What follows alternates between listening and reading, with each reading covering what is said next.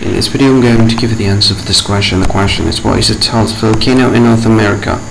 When I give you the answer for this question, the answer for the question is Pico de Orizaba. What is the answer for the question? Pico de Orizaba.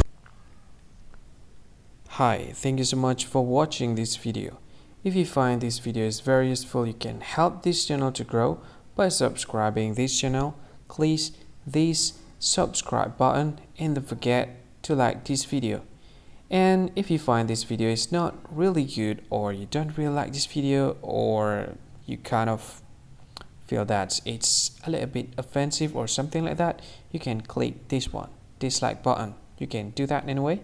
And if you want to share this video with your friend, you can share it by clicking this share button, and you can share it to any social media that you wish that is currently available at this time, like Facebook, Twitter, LinkedIn, and many others, right?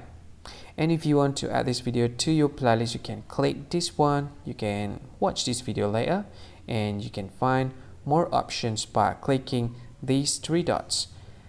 And yeah, don't forget to subscribe. I think that's all of it. Thank you so much for watching this video, and see you again in another video.